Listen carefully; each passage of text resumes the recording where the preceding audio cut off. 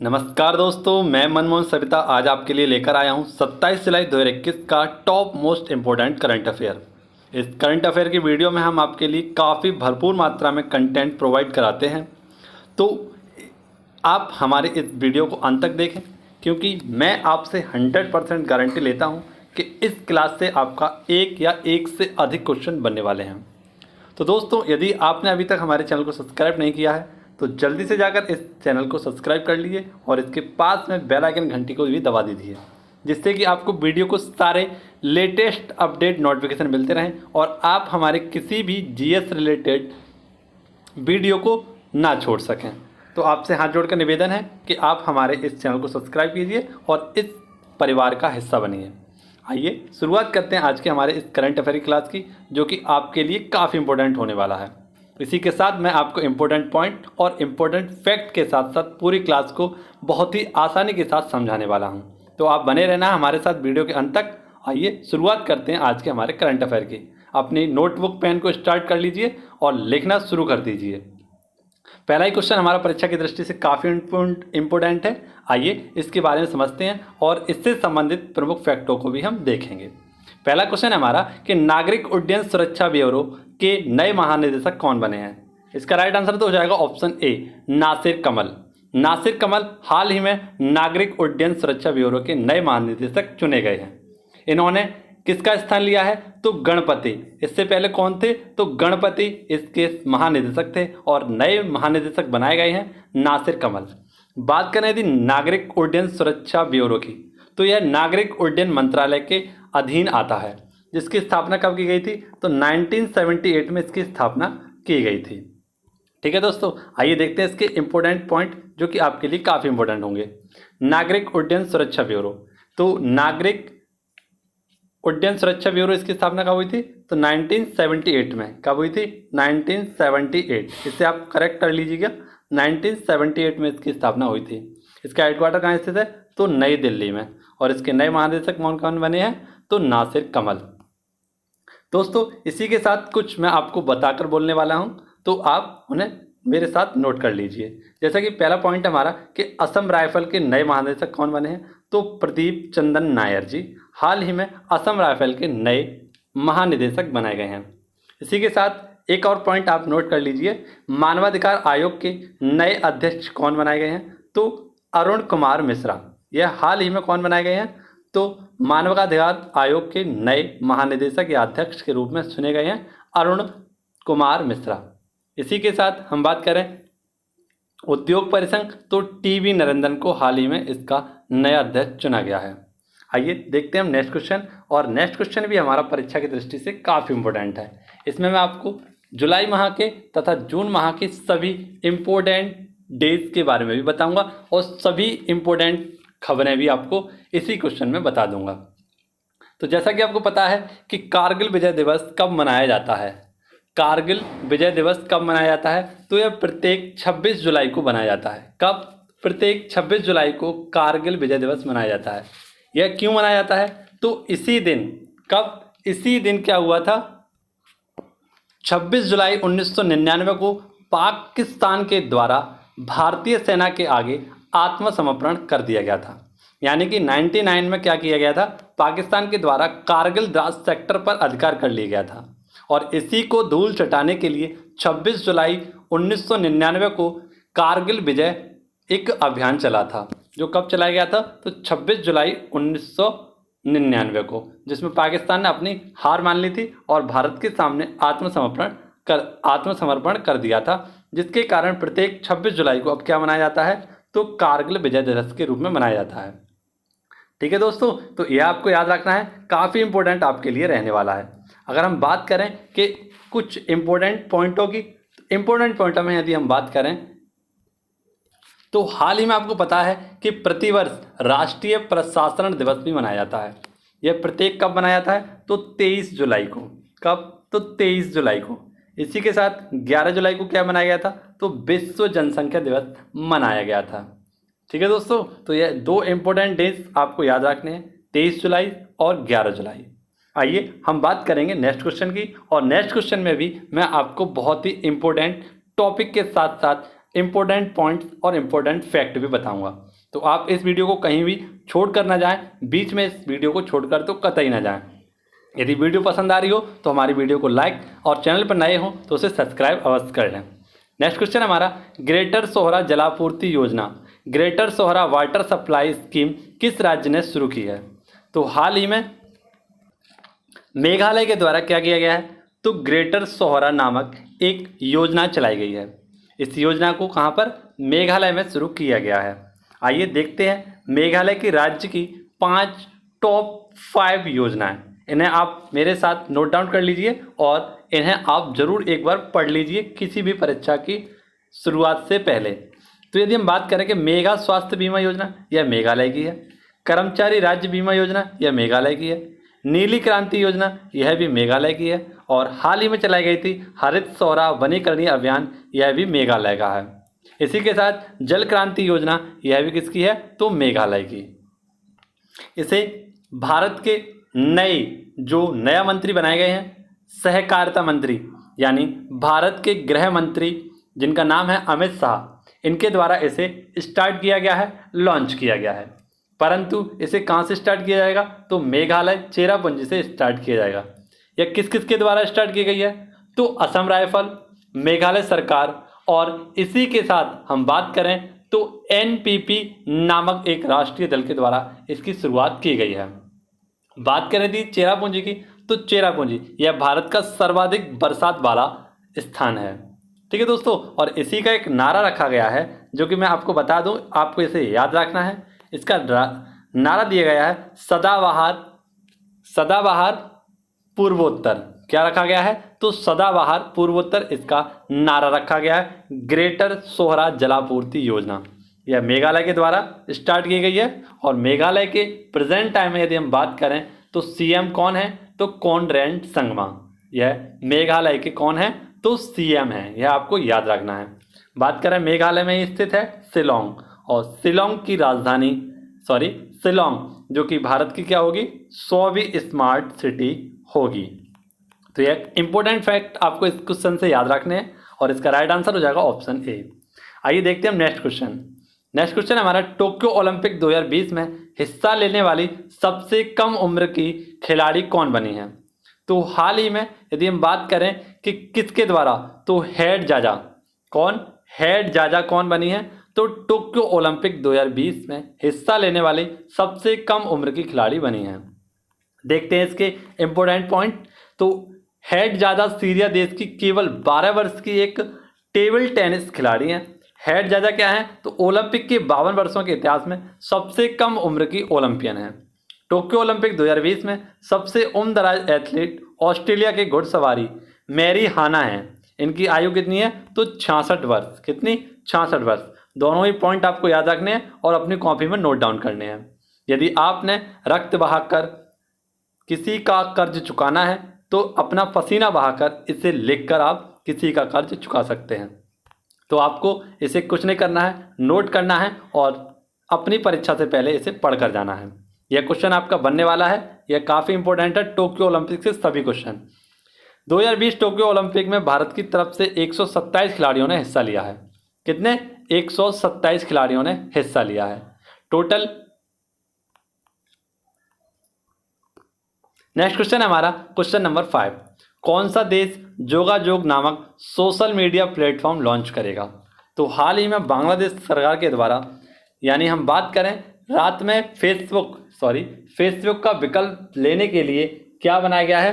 तो एक जोगाजोग नामक क्या बनाया गया है? एक सोशल मीडिया प्लेटफॉर्म बनाया गया है जो किसकी तरह होगा?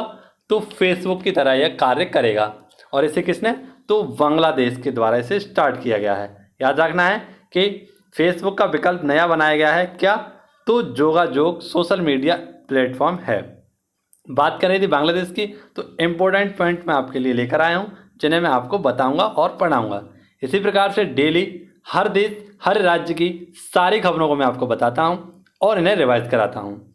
बांग्लादेश की राजधानी ढाका, बांग्लादेश की करेंसी टका, बांग्लादेश के प्रधानमंत्री शेख हसीना और बांग्लादेश के राष्ट्रपति हैं अब्दुल हामिद। इसी के साथ गंगा नदी को बांग्लादेश में पद्मा नदी के नाम से जाना जाता है। किसमें? तो पद्मा के नाम से जाना जाता है। बांग्लादेश भारत के साथ सबसे लंबी बाउंड्री बनाता है। इसकी लंबाई कितनी है? तो 4096 किलोमीटर है। कितनी? 4096 किलोमीटर। बांग्लादेश के 5 राज्य जो पश्चिम बंगाल यानी बांग्लादेश के साथ हमारे भारत के 5 राज्य सीमा लगाते हैं, जिनमें पश्चिम बंगाल सर्वाधिक सीमा लगाता है। इसी के साथ असम, मेघालय, त्रिपुरा और मिजोरम, यह 5 राज्य हैं जो बांग्लादेश से सीमा टच करते हैं। यह पॉइंट भी आपको याद रखना है। नेक्स्ट पॉइंट है हमारा, बांग्लादेश आज़ाद कब हुआ था? तो बांग्लादेश कब आज़ाद हुआ था? तो यह है 26 मार्च 1971। यहाँ के बंगबंधु, जिनको हम शेख मुजीबुर रहमान के नाम से जानते हैं, यह आधुनिक बांग्लादेश के संस्थापक थे। नेक्स्ट है, बांग्लादेश के राष्ट्रीय खेल क्या है? तो कबड्डी। बिम्स्टेक का मुख्यालय कहाँ स्थित है? तो ढाका बांग्लादेश में ही स्थित है। नेक्स्ट है, संप्रीति सैन्य अभ्यास भारत और किस देश के बीच आयोजित होता है? तो बांग्लादेश के साथ। ब्रह्मपुत्र नदी को बांग्लादेश के किस नाम से जाना जाता है? तो जमुना नदी के नाम से ब्रह्मपुत्र नदी को जाना जाता है, जबकि गंगा नदी को पद्मा के नाम से जाना जाता है। आपको ये दोनों पॉइंट याद रखने हैं। नेक्स्ट है, बांग्लादेश की सबसे लंबी नदी का नाम क्या है? तो क्या नाम है? सुरमा नदी। क्या नाम है? सुरमा नदी। नेक्स्ट है, बांग्लादेश की संसद का नाम क्या है? तो जातीय संसद या राष्ट्रीय संसद के नाम से बांग्लादेश की संसद को जाना जाता है। नेक्स्ट पॉइंट हमारा, किस भारतीय राज्य के साथ बांग्लादेश की सबसे लंबी सीमा लगती है? तो यह है पश्चिम बंगाल। सबसे ज़्यादा किसके साथ? पश्चिम बंगाल। नेक्स्ट पॉइंट हम देखते हैं। नेक्स्ट क्वेश्चन है हमारा क्वेश्चन नंबर 6। सुपरविड नामक टेलीस्कोप का निर्माण किस अंतर्राष्ट्रीय एजेंसी के द्वारा किया गया है? तो हाल ही में NASA, national aeronautics space agency के द्वारा क्या किया गया है? तो सुपरविड नामक एक टेलीस्कोप का निर्माण किया गया है। किसके द्वारा? नासा के द्वारा। आइए इंपॉर्टेंट पॉइंट और इंपॉर्टेंट फैक्ट मैं आपको समझा दूं। इसे नासा और कनाडा तथा यूएस यानी इन तीनों के साथ मिलकर सुपरविड नामक टेलीस्कोप लगाया गया है, जो कि लगभग 45 किलोमीटर की ऊंचाई पर स्थापित किया जाएगा। यह किसका स्थान लिया? तो एक इससे पहले 1990 में भेजा गया था हबल टेलीस्कोप, और हबल टेलीस्कोप अब काफ़ी पुराना हो जाने के कारण नया सुपरविड नामक टेलीस्कोप स्थापित किया जाएगा। किसके द्वारा? तो नासा के द्वारा। आइए देखते हैं नासा के इंपॉर्टेंट पॉइंट, जो कि आपकी परीक्षा के लिए काफ़ी इंपॉर्टेंट हो सकते हैं। नासा एक अमेरिकी स्पेस एजेंसी है, जिसकी फुल फॉर्म है national aeronautics and space administration. ठीक है, आपको याद रखना है। नेक्स्ट पॉइंट हमारा राष्ट्रीय वैमानिक और अंतर्राष्ट्रीय प्रवर्धन, इसकी हिंदी में फुल फॉर्म होगी। इसी के साथ इसकी स्थापना कब हुई थी? तो 29 जुलाई 1958 को। इसका हेडक्वार्टर वॉशिंगटन डीसी यूएसए यानी अमेरिका में स्थित है, और इसके अध्यक्ष हैं बिल नेल्सन। हाल ही में यदि हम बात करें कि नासा की कार्यवाहक अध्यक्ष जो बनाई गई थी, वह भारतीय मूल की थी, जिनका नाम है भव्या लाल। ठीक है दोस्तों, नेक्स्ट हम देखते हैं इसका मोटो क्या है। तो for the benefit all of, यह नासा का मोटो है। नासा के सूर्य मिशन का नाम क्या है? तो सनराइज। क्या नाम है? सनराइज। नासा ने किसके अध्ययन के लिए मैसेंजर सैटेलाइट को लॉन्च किया? तो बुध के अध्ययन के लिए क्या किया गया था? तो मैसेंजर सैटेलाइट लॉन्च किया था। नेक्स्ट है, नासा के किस मिशन ने पहली बार मनुष्य चंद्रमा पर पहुंचा था? तो अपोलो प्रोग्राम, जो कब चला था? 1969 में। 11 अप्रैल 1969 में क्या चला गया था? अपोलो प्रोग्राम, जिसके तहत किसे भेजा गया था?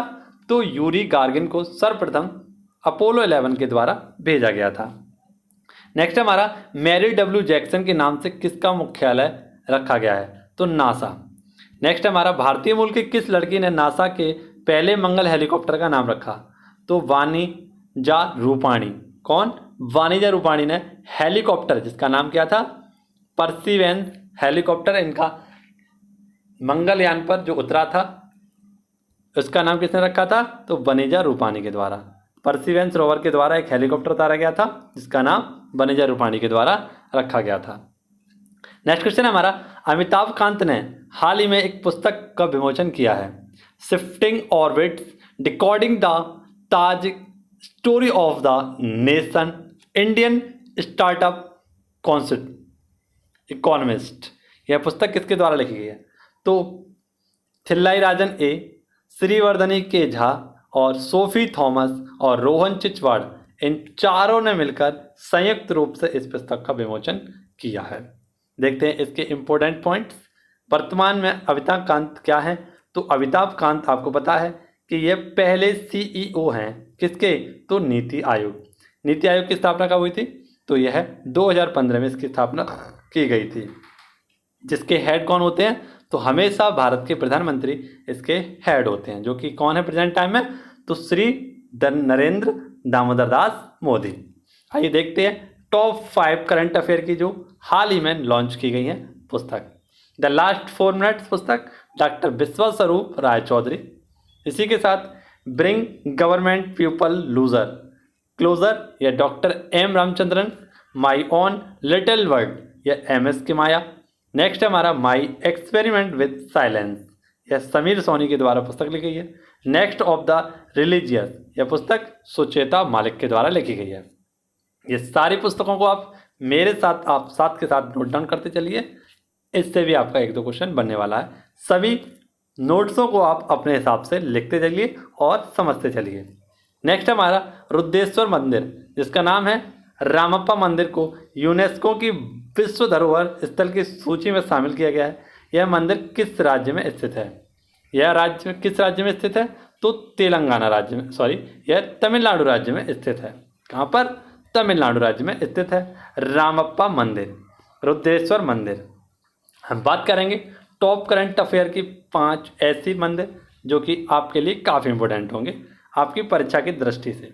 अक्षरधाम मंदिर, तो यह नई दिल्ली में स्थित है और इसका उद्घाटन किसके द्वारा किया गया था? तो डॉक्टर APJ अब्दुल कलाम के द्वारा इसका उद्घाटन किया गया था। केदारनाथ मंदिर, यह उत्तराखंड में स्थित है। सिद्धि विनायक मंदिर, यह मुंबई महाराष्ट्र में स्थित है। गंगोत्री मंदिर, यह उत्तराखंड में स्थित है। और काशी विश्वनाथ मंदिर, यह वाराणसी में स्थित है। नेक्स्ट क्वेश्चन हमारा क्वेश्चन नंबर 9, और यह भी आपके लिए काफ़ी इंपॉर्टेंट है। इसे हम इंपॉर्टेंट टिक करेंगे, आप देखते रहिए इस क्वेश्चन को। अंतर्राष्ट्रीय ओलंपिक समिति IOC के आचरण आयोग के फिर से अध्यक्ष कौन बनाए गए हैं? तो आचरण आयोग के जो अध्यक्ष बने हैं वो फिर से कौन बनाए गए हैं? तो बान की मून, जो कि UN यानी यूनाइटेड नेशन के महानिदेशक रह चुके हैं। कौन? बान की मून, एंटोनियो गुटेरेस से पहले। ठीक है दोस्तों, तो पूर्व कौन है?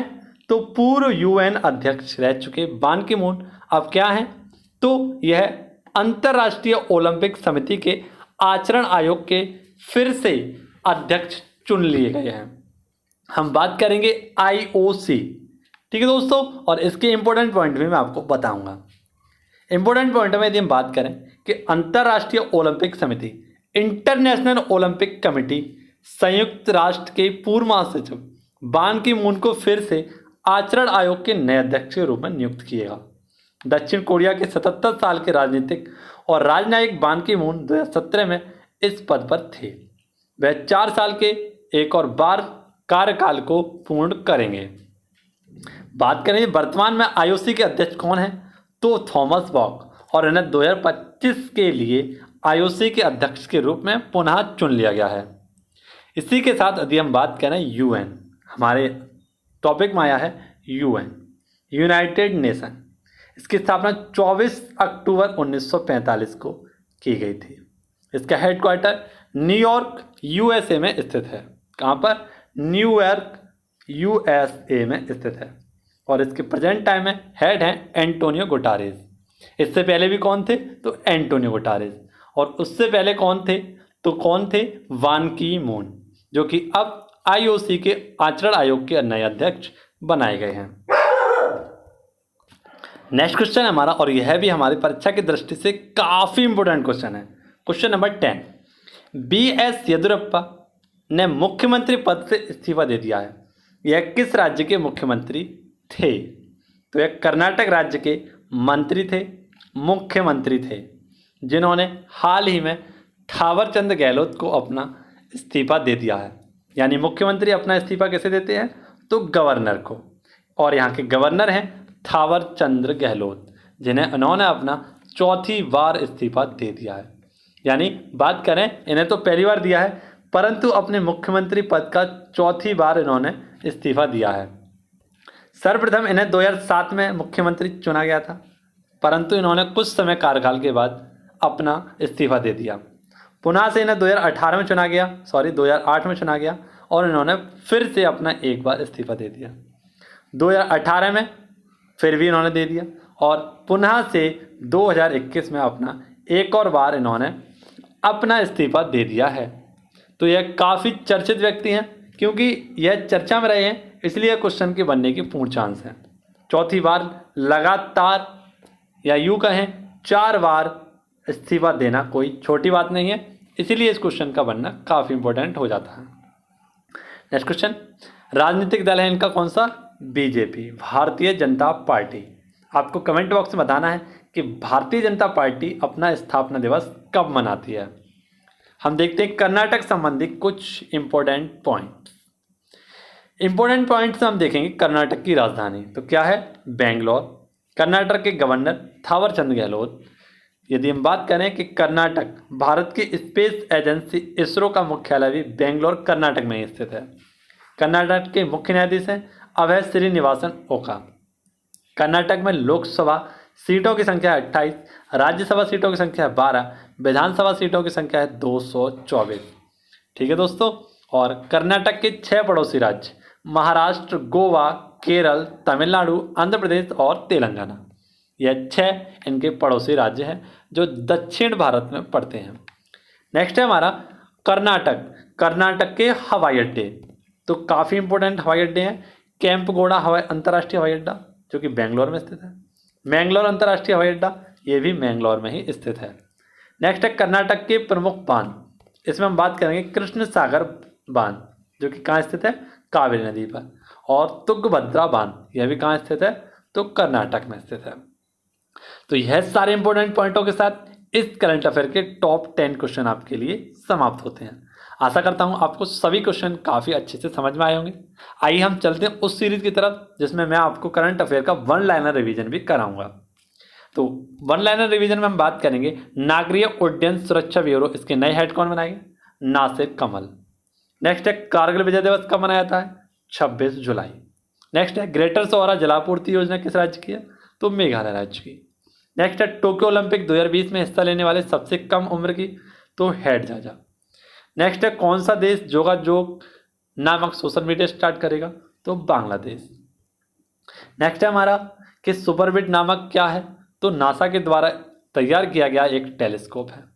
नेक्स्ट है अमिताभ कांत के द्वारा शिफ्टिंग ओवर डिकोडिंग द, यह पुस्तक लिखी गई है इन चारों के द्वारा। किसके द्वारा? तो थिल्लाई राजन ए और श्रीवर्धनीज के झा और रोमन चिचवाड़कर, इन दोनों के द्वारा यह पुस्तक लिखी गई है। नेक्स्ट है रुद्रेश्वर मंदिर रामप्पा मंदिर वर्ल्ड हेरिटेज साइट में शामिल किया गया है। यह कहाँ स्थित है? तेलंगाना में। नेक्स्ट है अंतर्राष्ट्रीय ओलंपिक समिति IOC के आचरण आयोग के अध्यक्ष बान की मून। नेक्स्ट है BS येदियुरप्पा ने मुख्यमंत्री पद से इस्तीफा दिया है। यह किस राज्य से? कर्नाटक राज्य से। बात करेंगे हम आज के स्टैटिक डोज पर, जिसमें मैं आपके लिए लेकर आया हूँ टॉप इंपोर्टेंट क्वेश्चन। आइए देखते हैं इन क्वेश्चनों को। तो GD गोयनका पुरस्कार किस क्षेत्र में दिया जाता है? तो पत्रकारिता। किसमें? पत्रकारिता।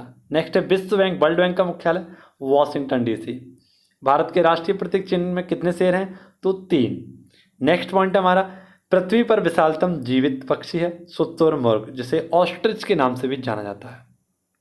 नेक्स्ट है गिर वन कहाँ पर स्थित है? तो यह शेरों के लिए प्रसिद्ध है और गुजरात में स्थित है। एतमद्दौला का मकबरा कहाँ है? तो आगरा में नूरजहां के द्वारा बनवाया गया था। नेक्स्ट है सुएज नहर जोड़ती है भूमध्य सागर को लाल सागर से।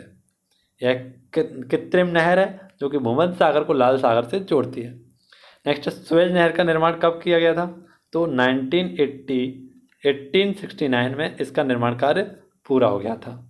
नेक्स्ट है सुएज नहर के बन जाने के पश्चात भारत और यूरोप के मध्य समुद्री दूरी में कितनी कमी आई थी? तो लगभग 7000 किलोमीटर। यानी पहले हम ऐसे घूम के जाते थे, परंतु अब हम सीधे डायरेक्ट लाल सागर को क्रॉस करते हुए पहुंच सकते हैं। नेक्स्ट है भारत में सरकार की संसदीय प्रणाली को क्या कहा जाता है? यह कहाँ से ली गई है? यह ली गई है ब्रिटिश संविधान से। और संसदीय प्रणाली कहाँ से ग्रहण की गई है? तो ब्रिटिश संविधान से। तो दोस्तों आज के हमारी स्टैटिक जीके के डोज नंबर 93 पर भी बात कर ली। इसी के साथ हमने सभी क्वेश्चनों पर, टॉप क्वेश्चनों पर बात कर ली। तो आज की हमारी एक वीडियो समाप्त होती है। यदि आपको हमारी वीडियो पसंद आई हो तो इसे लाइक, शेयर, सब्सक्राइब करना ना भूलें। हम मिलेंगे आपसे नेक्स्ट वीडियो में। तब तक के लिए घर पर रहें, सुरक्षित रहें। धन्यवाद।